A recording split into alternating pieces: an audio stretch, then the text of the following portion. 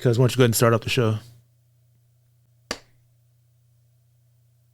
There we go.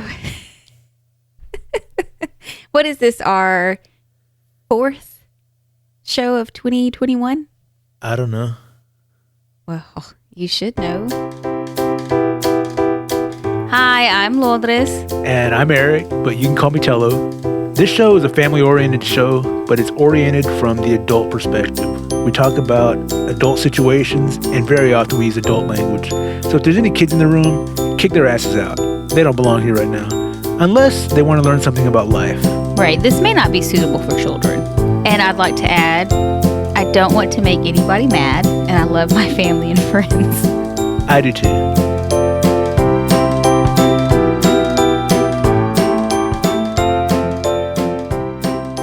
Our last episode wasn't suitable for children. I don't think any of our episodes are suitable for children, even though your child was part of the last show. Even though my children were in it. No. Yeah.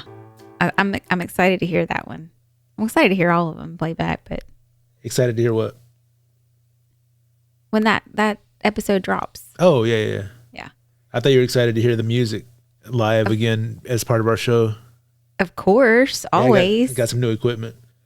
Yeah. I'm excited. I hope this makes the show sound. Obviously, it's going to make the show sound better, and obviously, it's going to make us be more professional in the way we speak. As I just set an example by stuttering over myself. That's weird. Yeah. One thing I did notice editing the last show, I think I interrupt too much. I'm going to try and keep it quiet this show. Go ahead, cuz. What you got to say? Keep it quiet? That's not good. You can't leave it all up to me. We'll be in trouble. No. Well, I decided to take my glasses off again because there's that reflection.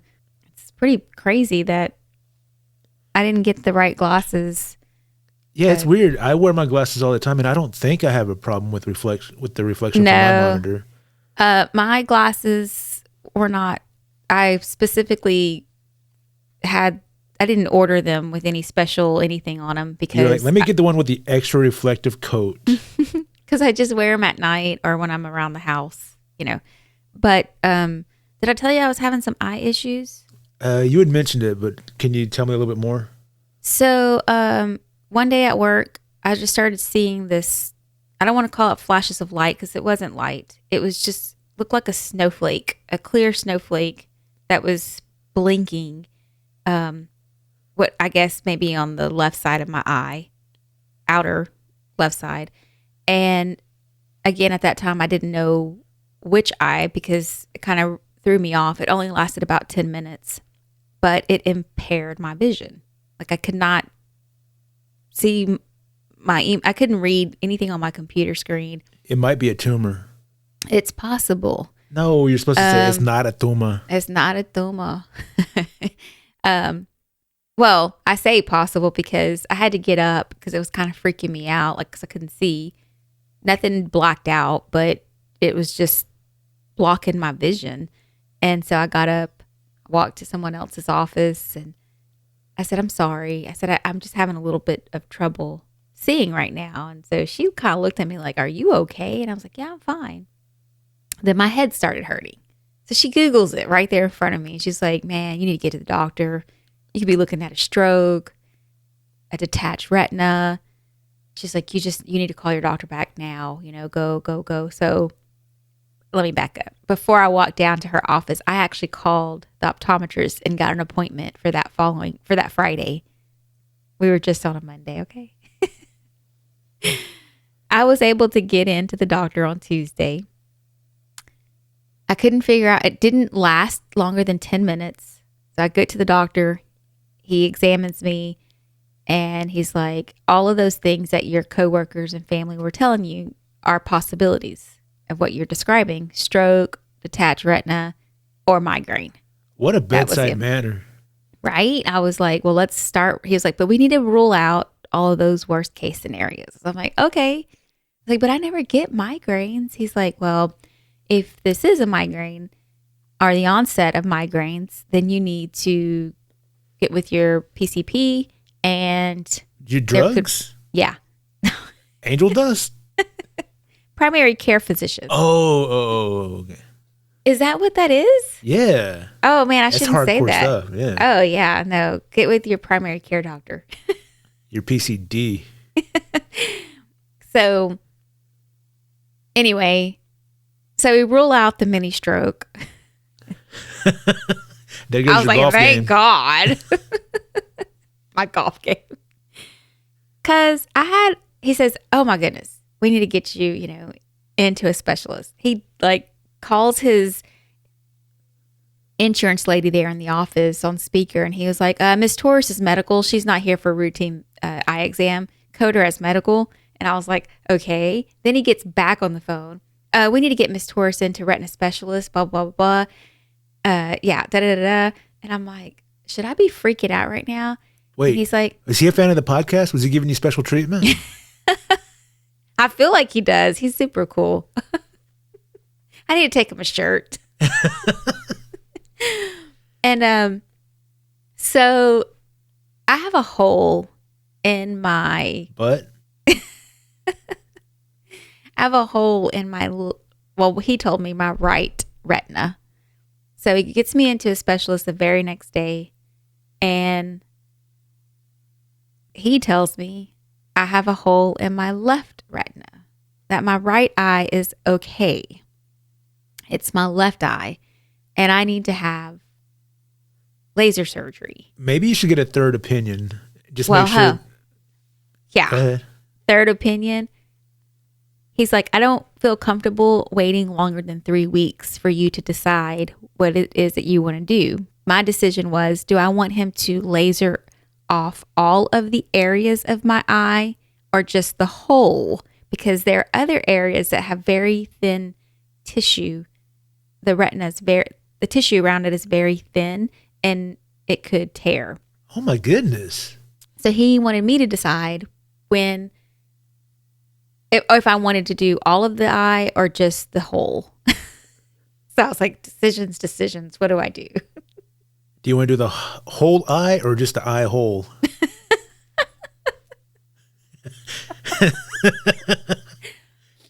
So he says, I don't feel comfortable waiting longer than 3 weeks for you to let us know. And I said, You're okay. like, you don't feel comfortable. I have a hole in my eye. It's giving me headaches. He walks out and he tells his nurse, she needs whatever code, blah, blah, blah, blah. She's a podcaster. Get He's it like, stat. he says, I don't feel comfortable waiting longer than 2 weeks. So he told you 3 weeks and told her 2 weeks. So And he walked back in the room and you're like, look, doctor, I'm not really comfortable waiting more than 1 week. Let's get this taken care of. So we get it scheduled. I actually was scheduled for the very next week, the week from that I went in. So it was a Wednesday. I get in. They didn't have my name listed in the... What? Yeah. Did you tell him you're a podcaster? Yeah. I said, number 2 is here. Get your shit together. I need to fix my whole eye. I need to fix my eye hole. No, I need to fix my e-hole. So I go in, I waited forever. They numb my eye. And I feel like he actually used a needle to put something in there. It was crazy. And it didn't pop? No. No. Then they stick this gel on top of it. It's just so weird. My eye was feeling Is crazy. it grape or strawberry? It looked like it was a clear gel. Okay. So before they add the flavor. No, is that like the numbing gel or what is that? I have no idea what that gel does because they had already numbed it. They Oh. put these drops in there to numb your eye where they can like touch and do all kinds of things Oh. to it. It's crazy. Oh, that just gave me a weird feeling. Yeah. How do you think I felt? I don't know. So they finally get me all set up. They move me to the laser room and it's this chair and this piece of equipment next to it. I'm waiting there about 15 minutes. He finally comes in. He's like, okay, we're going to get this done. You ready? And I was like, I guess, So You're like, don't worry, Doc. I've taken care of it. I've been staring at this laser pen for the last 10 minutes. We're good. no. So he turns the light out. He lays my chair Does he back. put some music on? No, I was like, if you close that door, I'm going to get kind of... A Careless Whisper. Yeah. Light some candles. So he lays my chair back and he's like, okay, so he starts to talk, like saying, okay, I'm going to get myself together here. And then I hear him like making this clicking sound, like, I can't so hear- whatever he's hitting, like he's pushing something. And then I hear him say, that's odd. That's exactly what you want to hear your doctor say right before you have some eye surgery. Uh-oh. I was like, can we turn the light on? I can't see what you're saying uh-oh about. So he's like, well, just give me a minute. I'm sorry. There's a little glitch here with this equipment. And I'm like, this is a sign, dear God. This is the sign. Just not today. It's not the day for me to be having my whole eye repaired. The laser light on the machine, the equipment, was out. It wasn't working. You could relight it with a cigarette lighter or anything? No, he tried. He tried. He's like, let me reboot it. Did you try kicking it and hitting the side of it?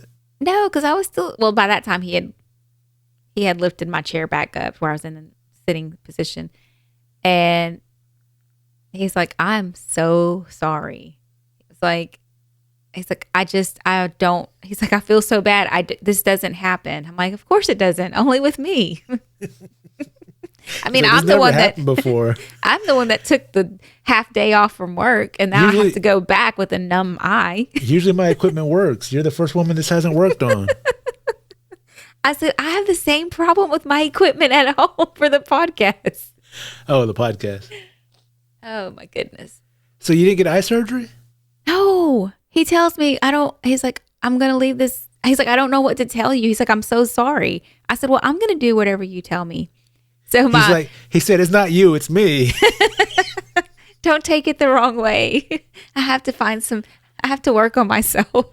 Your eyes are wonderful. It's my equipment. So you never had the eye surgery? No. How many weeks has it been? It's just been, this was this past Wednesday. So it's not even a full week. So you have one more week before he becomes more uncomfortable. So my options are either to drive to Houston, to their office in Houston.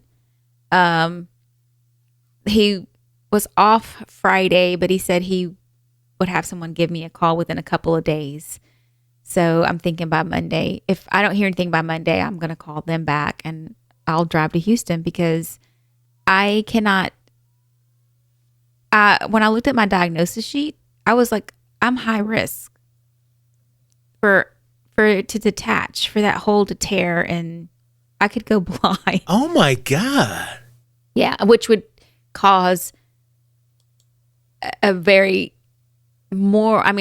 intense surgery for retina detachment. It's crazy. Yeah. I was like, I mean, who gets a hole in their retina?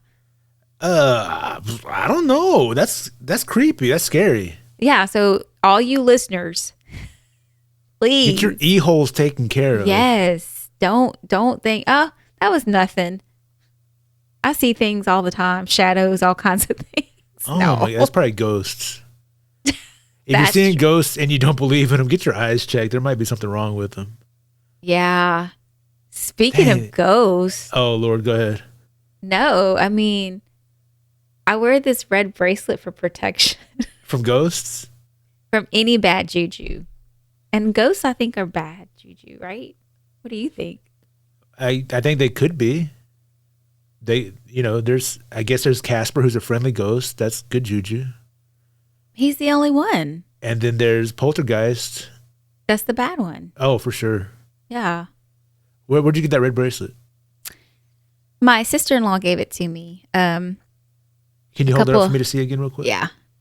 In fact, you know what? I'm going to just take it off real quick. And so it's red. Yeah. With, what is that? This is St. Jude, actually, in the middle. Okay. Mine's a little different, but these bracelets have become very popular for protection against bad juju. Most of the bracelets have what's called like an eye on it. What's called an eye? Pop quiz. Do you know what St. Jude is the patron saint of? San Judas? No, I don't. He's the patron saint of lost causes. Somebody said it was St. Jude. I don't know exactly who's on it. It could just be Jesus. I like that it's St. Jude, that you're wearing a patron saint of lost causes. And we're resurrecting this podcast. He might as well be the patron saint of podcasts as well. Yeah. So the other day, I was on the phone with my sister, Andrea, and I was like, we just like vent about work shit. Like we're just going at it. She's just letting it all out. And I said, well, sister, there's a lot of stuff going on at my job. I was like, what do I do? It's just like sometimes there's so much negativity. And she was like, girl, you need to get you that red bracelet. And I'm like, I have one. She's like, you do? I was like, yeah. I said, I've been wearing it probably for about a month now. Imagine how bad it would be without that red bracelet. Oh my gosh. So she's like, I got one on too. She's like that because these ladies at my job, they don't play. I was like, okay. So I've noticed at work, most of the Mexicans, Hispanics have the red bracelet on. I'm not too familiar with that superstition. That's pretty cool. Which is cool because today I'm going to talk about some Mexican superstitions, and cool. That red bracelet is something that I saw in there, but I've never really heard it before. So this is pretty cool. Yeah, it's the red bracelet. Even though mine has a saint, and we can say it's St. Jude because that's what somebody told me, but I can't see. So anyway, because you got that hole in your eye. Yeah. It's usually they have an actual the little metal thing in there is an eye. It's like to prevent ojo, like to protect you against ojo. So yesterday, I seen our little cousin. For anyone who doesn't know, just to give a little preamble, ojo is, you might be familiar with the evil eye. That's ojo. Yeah. I'll get a little bit more in depth. Go ahead. Yeah. So our cousin Sarah, I actually seen her yesterday, and she had on a red bracelet with tons. I don't want to say they were eyes because I didn't look at them, but she had like little dangling, like charms. On her red bracelet. I was like, that's pretty cool, Sarah. I was like, yeah, I said, you got your red bracelet to keep that bad juju away. And she's like, I sure do. She's like, and I got one on my ankle. Keep the dogs and ants away. I was like, damn. Head to toe, covered up. Yeah, I've never heard that. That's pretty cool. You haven't? No. Man. Because I live in a world mostly of science and logic.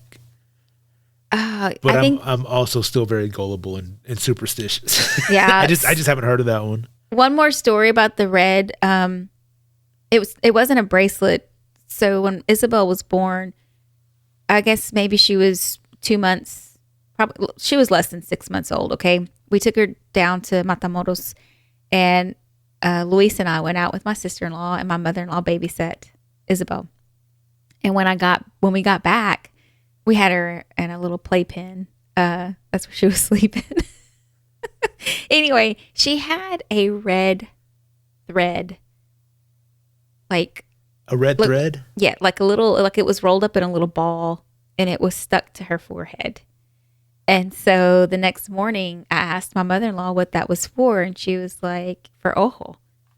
She was like, she didn't cry at all, but I just wanted to, keep her safe and put the little red thread. So I actually I think our cousin Felicia told her about the red thread, Julie about the red thread.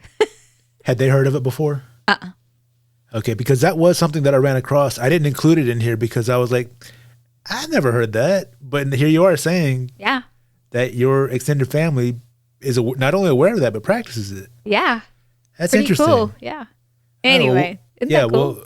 We'll take a break real quick, and when we come back, we'll talk about some Mexican superstitions. Sounds like a wiener. Hey, are you enjoying Number 2 Podcast? Would you like to support us so that we can keep making these great shows for you? Cuz, why don't you tell them where they can go?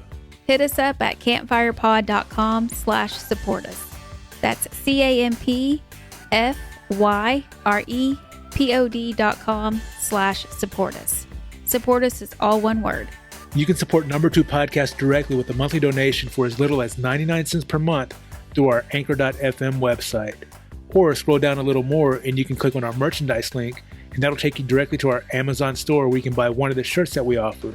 And if you pick up anything else during that visit, we'll make a small commission at no extra charge to you. That's right. Listen in style, pick up a badass shirt, support us at campfyrepod.com/support us. That's campfyrepod.com/support us.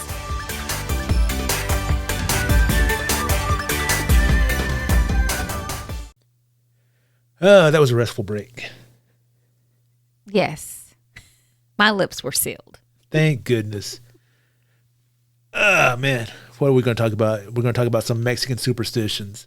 Oh, yeah. I did a little research on just superstition in general, and I found this article from Medical News Today written by Anna Sandoyu. I hope I'm saying that correctly. No offense if I got it wrong. But it's about how superstitions affect our psychology and well-being from Medical News Today. Imagine that. I didn't know it had any effect whatsoever. Oh, come on, because it's shown to have a negative and a positive effect on some people. Well, I believe that with my red bracelet that everything is happy-go-lucky and nothing can come my way. See, that's a positive effect, even though you're being ridiculous.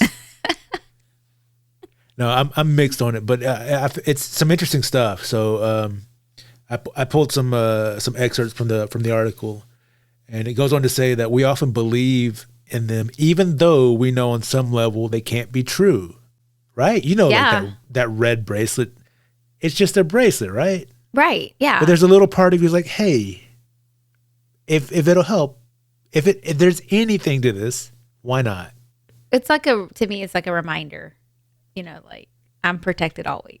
Okay. It's not so say like it's the bracelet, but anyway, yeah. So go ahead. But like people aren't the only ones who have like superstitious things. Like, even in some businesses, you'll see superstitions being presented. Yeah. Like, do you have an example? Like hotels. Exactly. What about hotels? They don't have the 13th floor. Yeah. So why? Because it's bad luck, or at least it's perceived to be bad luck. A lot of airlines skip the 13th aisle or the 13th gate for that same reason. As you mentioned, hotels don't have a lot of high-rise buildings, don't have 13th floors. Even hospitals sometimes don't have rooms with the number 13 in them. I didn't realize that. I thought it was just hotels, like all the other businesses. Yeah, I didn't either till I was doing research. The thing about the hospital room, like I just thought, like, what's the big deal? But I guess if you're in a hospital, you want all the best luck you can get. So you're going to go in there wearing a red bracelet, like, don't give me any room at 13. Or don't put me on the 6th floor in the 6th room, then the 66th room. Oh my goodness, hell no. So superstitions and anxiety often go together as well. It says that superstitions may have survived so long because they can have a soothing effect by relieving anxiety. Really? I can believe that. Yeah, I can believe that. There's a quote: superstition has its roots in our species' youth when our ancestors could not understand the forces and whims of the natural world. Survival of our ancestors was threatened by predation of other natural forces. So superstitions have evolved to give us a false sense of control over our outer conditions. And they give a couple of examples so that you have control over the bad luck. Like, what do you do when a black cat crosses your path? Turn that car around. No. But what do some people do? They do the sign of the cross. Exactly. To protect them from that bad luck. That so bad boom, juju, sign of the cross, bad luck is gone. Yeah. What do you do when you spill salt? Duh, you throw it over your right or left shoulder, I guess, depending on, your left shoulder. So boom, bad luck is gone. So you've done something to control that environment. Like, you had bad luck. You do something, the bad luck is gone. So it gives you some control over the situation. Helps to ease the anxiety of that situation. But there are some superstitions that have been shown to improve performance. Oh, yeah, like sports. Exactly. They'll wear like dirty, jock strings, whatever they're called. Jock strings. Is that what it is? Jock straps? Yeah. They wear a dirty red jock string around their wrist. I think this whole eye hole thing is affecting me mentally. You're a real eye hole. So Stuart Weiss, who's a former professor of psychology, says there's evidence that positive luck enhancing superstitions provide a psychological benefit that can improve skilled performance. There is anxiety associated with the kinds of events that bring out superstition. This can help increase self-confidence. So, like, as you mentioned, the lucky, what'd you call it? Jock strings. Yeah, so like some players have lucky jerseys. I didn't know this, but you know Michael Jordan? Uh-huh. You've heard of him? The basketball player? Yeah, star of Looney Tunes Space Jam. Yeah, I love that movie. Yeah. So Michael Jordan wore his University of North Carolina shorts under his uniform in every game.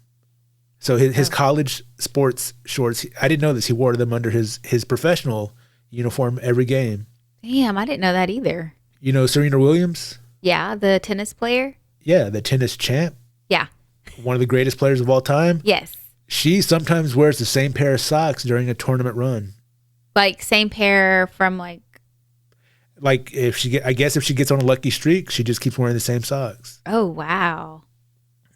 Wade Boggs, do you remember him? He was a pro baseball player. Nah. He was commonly, or at least to some people, referred to as a chicken man, because part of his routine, he had a strict daily routine that included eating chicken before each game.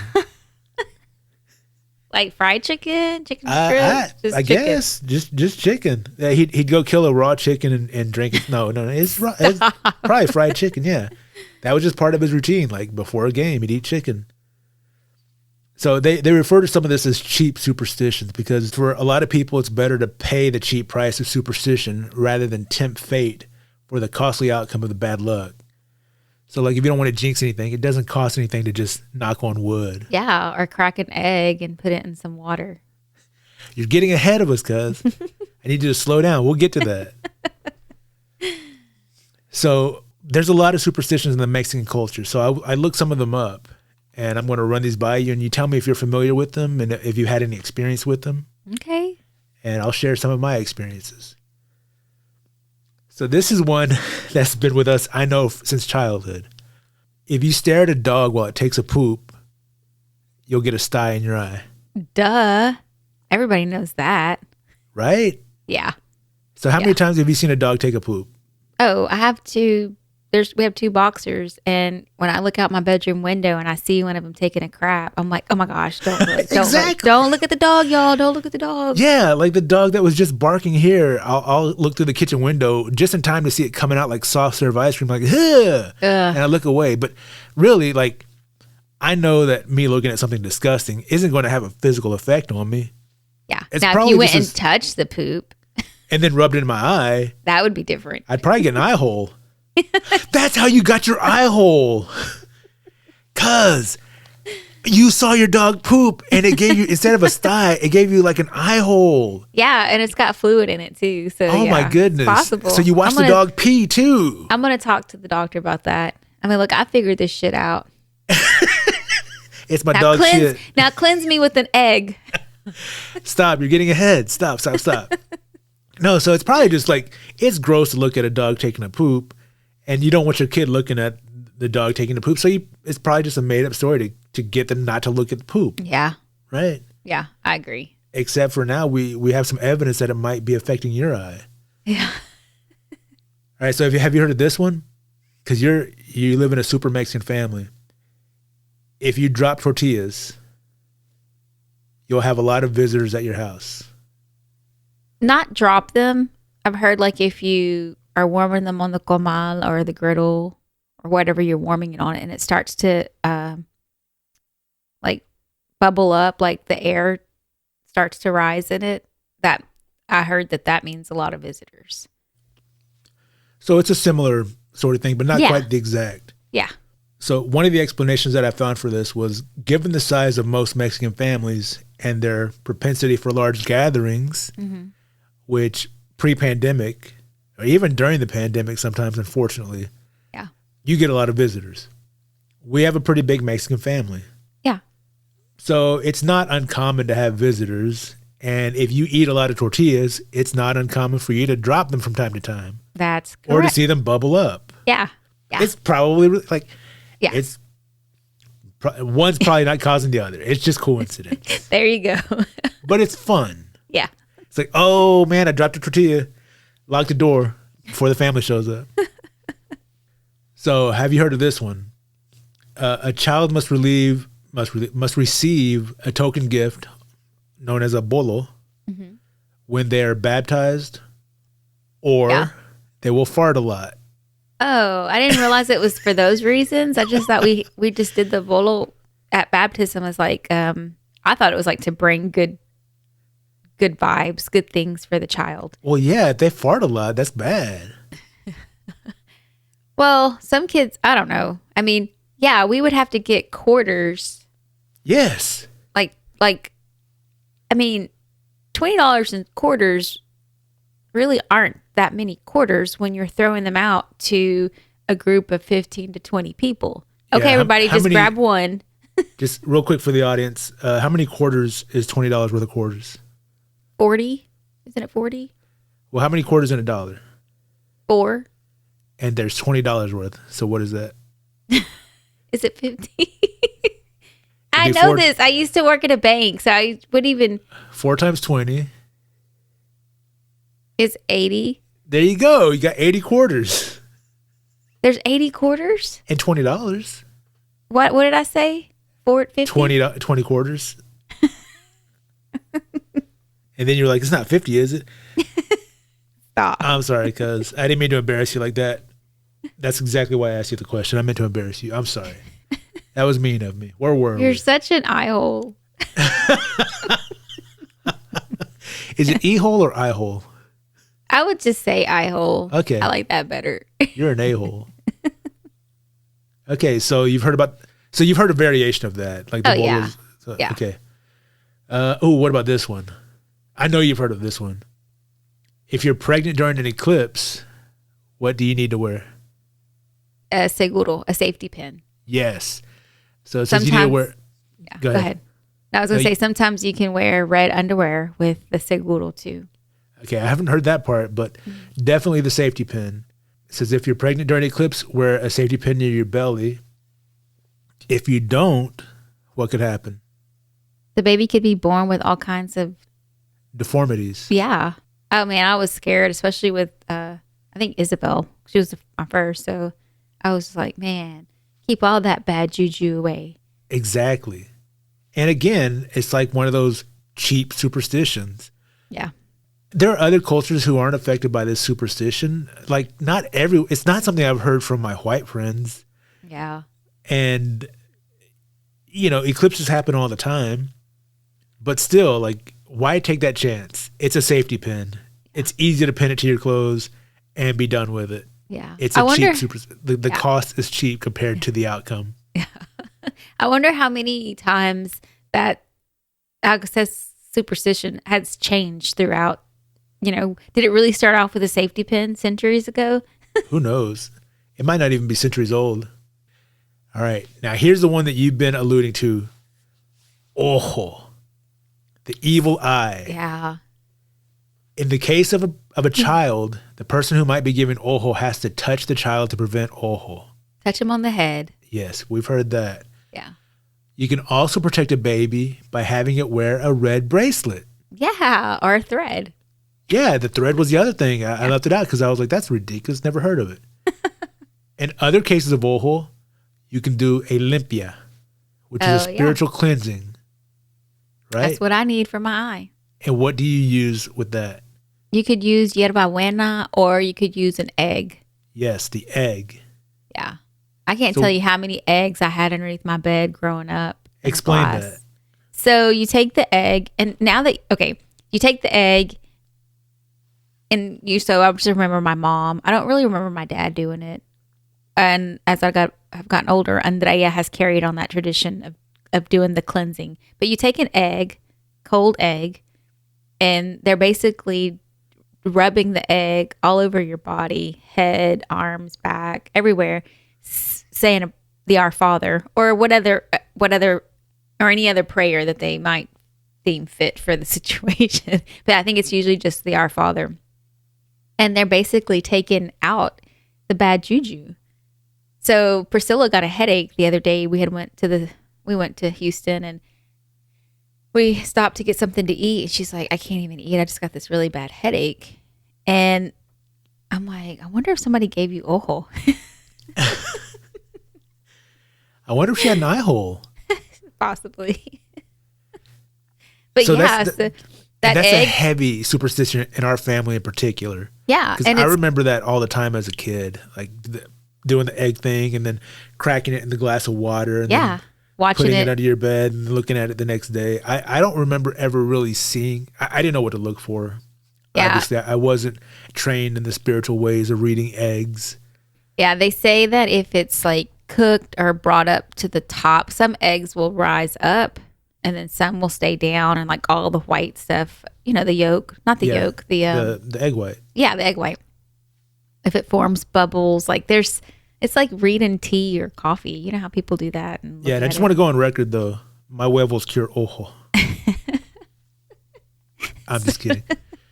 So it goes on to say the mal de ojo, the evil eye, the bad of the eye, can be cast upon the innocent by someone who harbors envy or jealousy. If a stranger looks upon a person while harboring either of these emotions, they have just cast the evil eye. Since few adults can qualify as innocent, children, especially very young children, run the greatest risk of exposure to this dreaded curse and its attendant problems. So that's probably why we remember it more as kids than we do now as adults. Yeah. Yeah. You're trying to protect your kids. You're doing whatever you can to control your environment. Like, they're sick. I don't know how to cure them. It must be, I'll rub an egg on them. They'll feel better tomorrow. Right. And I don't know that people look at babies with envy or anything like that. It's just, they just find them so cute and they're just looking at them and, admiring them. So I don't maybe really, wishing they had one of their own. Yeah. Yeah, I guess. I don't know. Or, when I looked at other babies, I was like, oh, it's so cute. Here, take it back. Yeah, exactly. Here you go.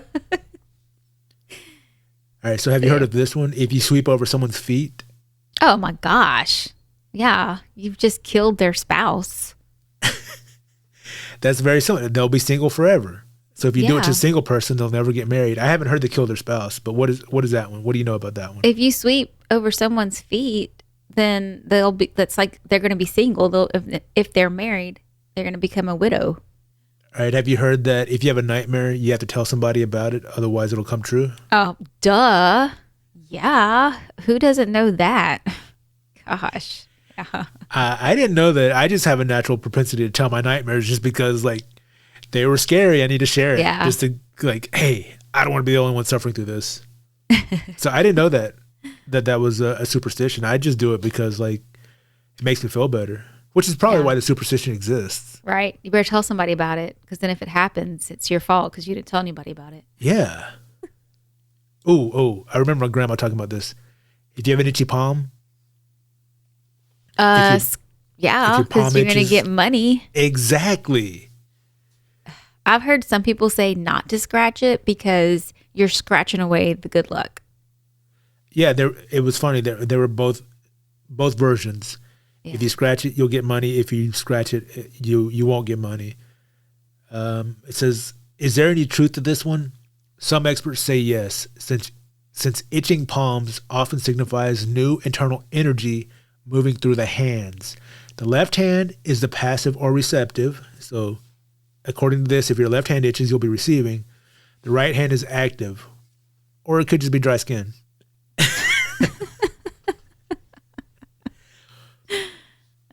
So yeah, I've definitely heard that. So if my right hand itches and I need to pay a bill, don't scratch it, and that means I'm not going to pay my bill and I'll keep my money. No, you better pay your bills, cuz. Damn.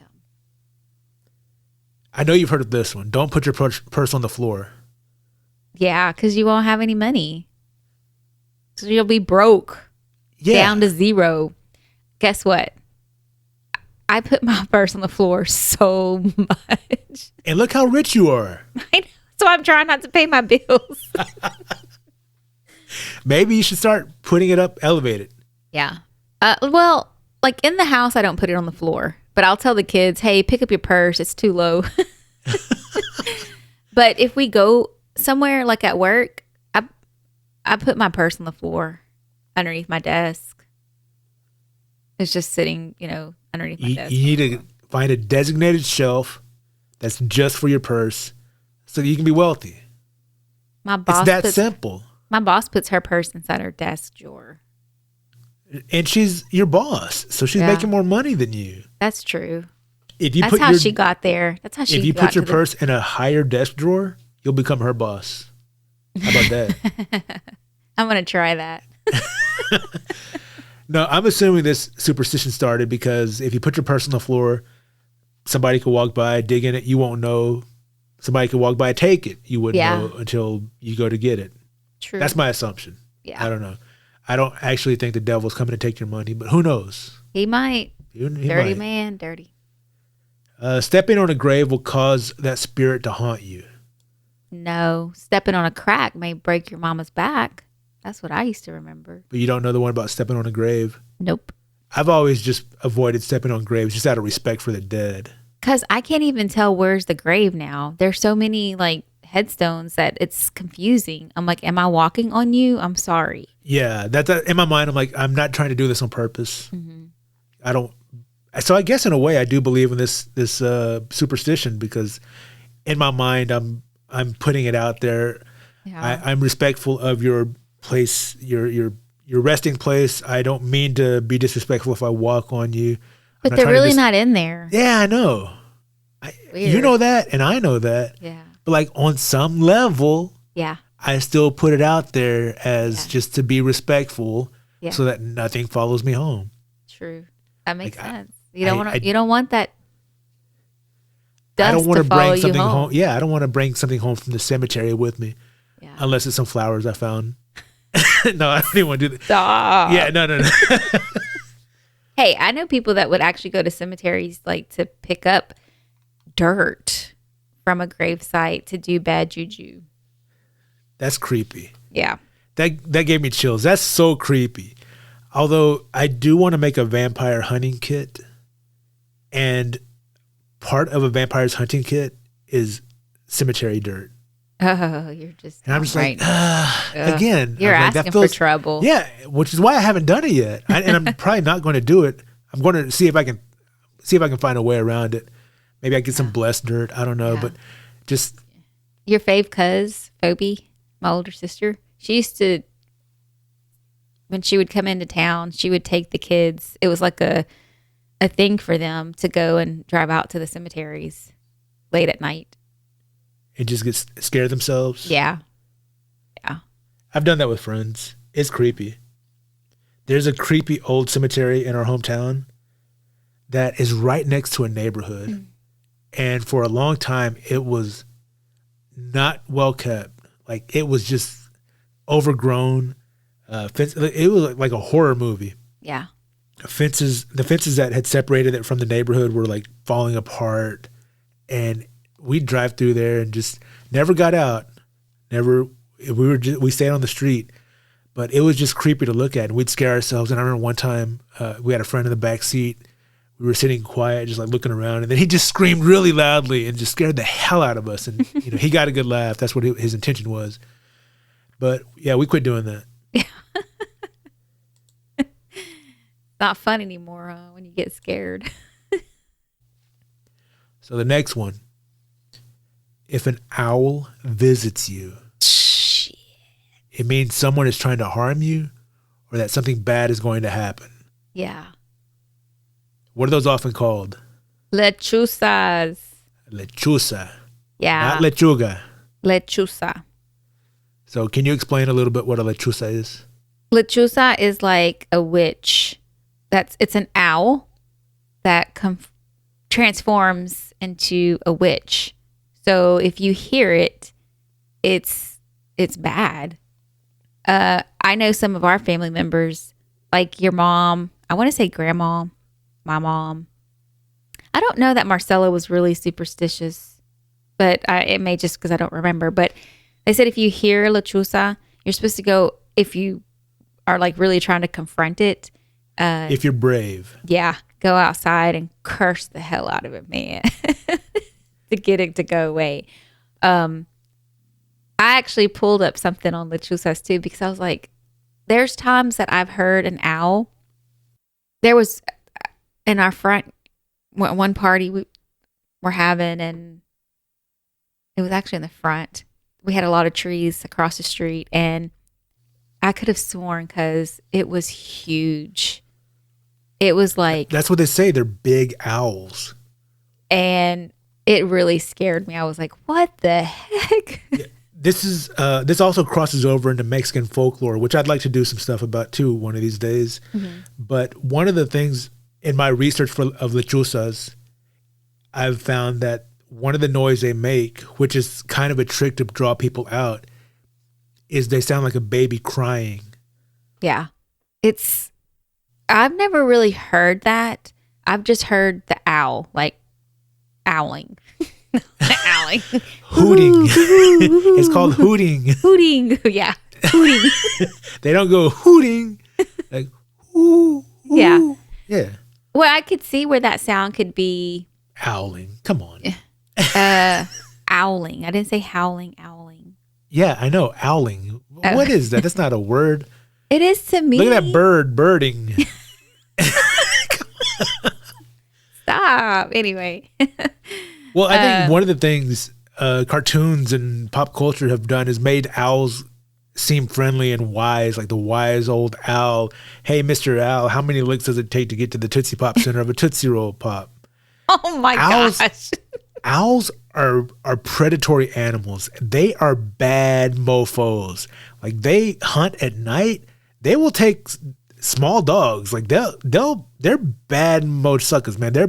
If they see their target, they'll go to get it. They look like short, fat, dumpy little birds, but they are vicious hunters. Do their heads really go around? Yeah. Yeah. Not a full 360, but they can turn all the way around to look behind them. Yeah. Oh, that's evil. Yeah, oh, it's creepy, but they're like, they should be respected. They're badasses. They're not friendly, wise old owls. They're hungry predators looking to take small animals. Aw, can't send Christmas outside. All right, moving on. So this is one that I didn't grow up with, but I heard it from some of our more Mexican relatives as I got older. Uh-huh.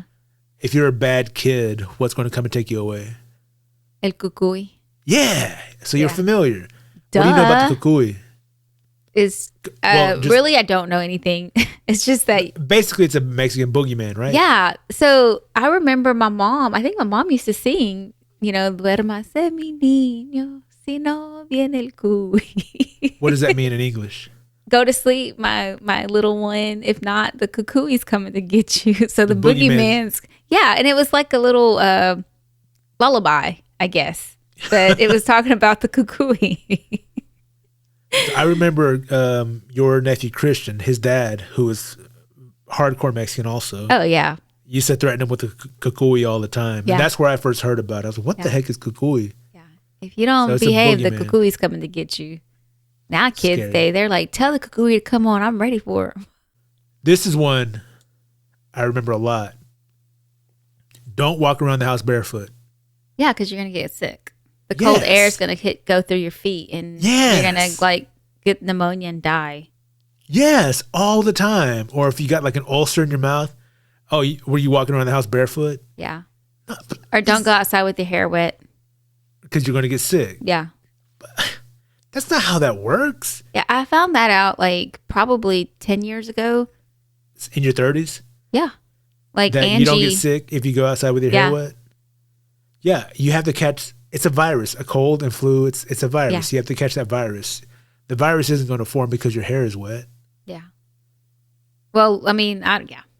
You're not going to get a cold or a flu because you were walking on a cold kitchen floor. I still sometimes believe that. I'm like, get your damn shoes on. Don't walk through the house without no shoes. Because you have a chance to break that cycle. They don't listen to me. Good. We don't practice it enough. Everybody wears their shoes. This one I've heard from you.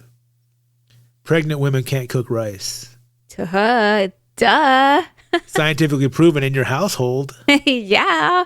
Tell people what's going on. I don't know what the story behind it of like why, but when I was pregnant, with all 3 of my kids, I could not cook rice. Like it comes out raw. Like And parts of it just typically your don't rice cook. is very delicious. Yeah.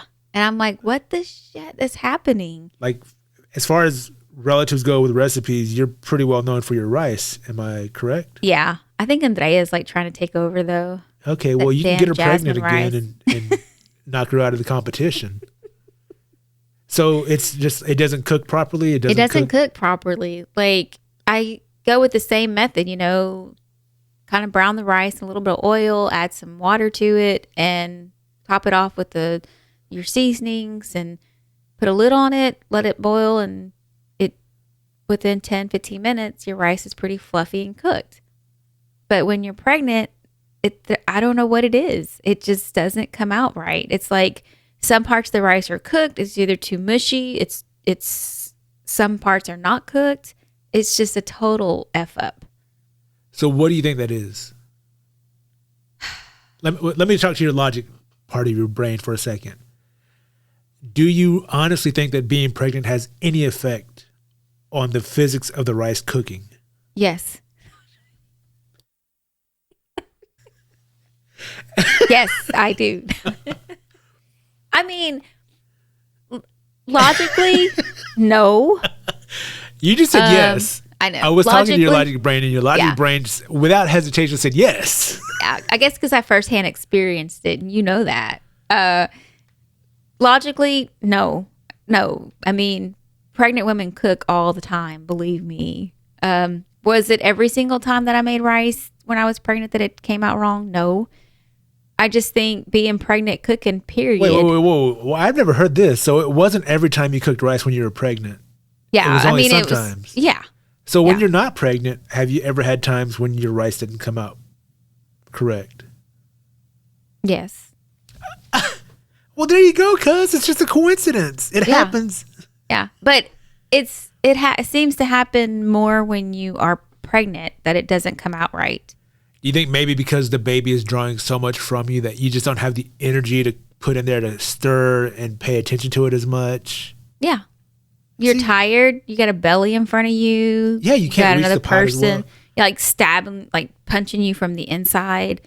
So it's not like some sort of supernatural thing. There's probably a logical explanation for it. Yeah.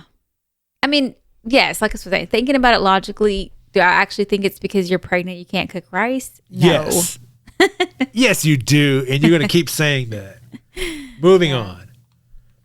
All right. So this one was specific to Latin. And I don't know if you're aware of it, because I'd never heard of it, but I'm bringing it up because you have relatives who live in the old country. Maybe like the red thread thing I'd never heard of. Maybe you've heard of this. So, for us, usually Friday the 13th, in America, Friday the 13th is considered bad luck. Yeah. So in Latin culture, have you heard that Tuesday the 13th is bad luck? Never. All right. So it says the 13th day of the month is unlucky when it falls on Tuesday. In Spanish, the word Tuesday is Martes. Martes, which comes from Mars, the Roman god of war. So Tuesday is a bad day for the bad luck to fall on because it's named after the god of war. Yeah. And 13 is an unlucky number. Wow, I didn't know that. See if you can find out. Ask some of your very Latin relatives. Like Luis? Yeah. Or his mom or his I'll sister. Ask homie. And we'll see if we can verify any of that. So this isn't really a Mexican or Latin thing, but when I was looking that up about the Tuesday the 13th, I found something that says, why is 13 a bad luck number? Mm-hmm. Do you want to know some information about that? Yeah. Okay, so in the Bible, the 13th person to arrive at the Last Supper was who? Do you know? Take a guess. Is it Judas? Yes. Yeah. He betrayed. Judas, yes, he betrayed Jesus. Yeah. So that's bad luck. And I might be wearing him on here. I need to find this out for sure. No. St. Jude is not the same as Judas. Oh, okay. St. Jude. Yeah. Was an apostle. It's a saint. Yeah. Judas I'm thinking of is not a saint. Yeah. You're thinking of the Spanish pronunciation. Yeah. Yeah.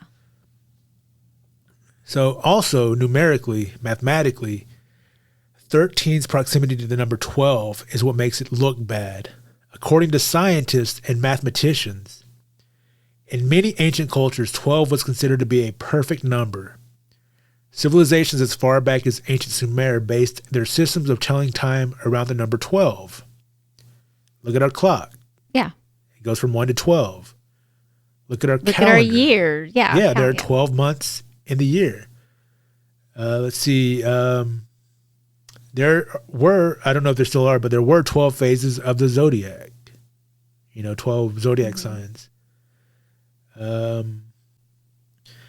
the number that immediately follows this perfect number, 13 seems flawed, inspiring unease throughout the ancient world.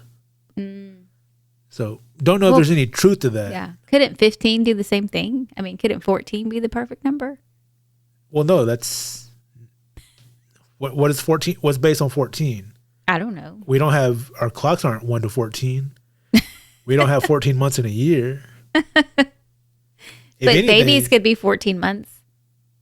Yeah, they could be. Or they could be 144 months. Or if they were 10 years old, how many months would they be? 120 months. There you go. You didn't have to use your calculator this time. So those were just some of the Mexican superstitions I looked up. Are there any more that you're aware of that you'd like to share? The black cat. Not you, the audience. Oh. No. The black cat? Yeah. That's pretty universal, though. That's a lot of cultures. Yeah. That's not specific to Mexican. Oh, okay. All right. No, you covered them all.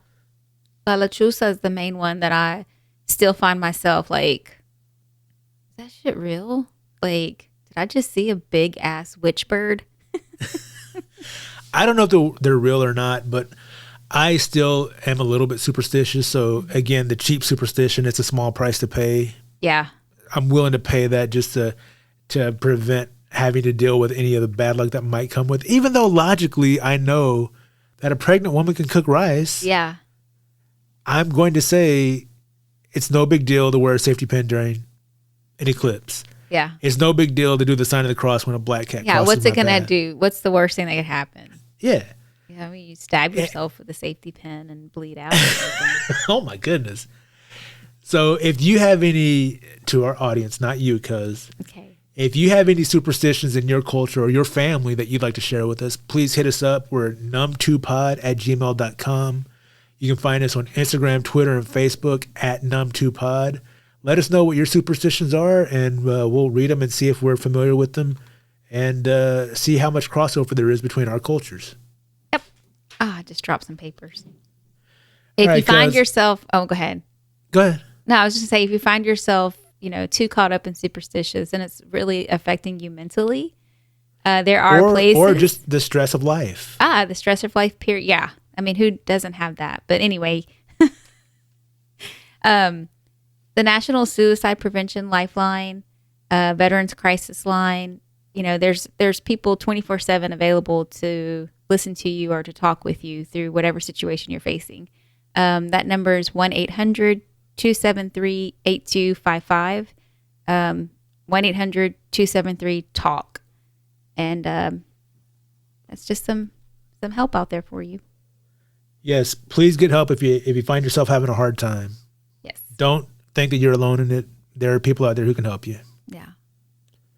All right, let's say goodbye, cuz. Adios.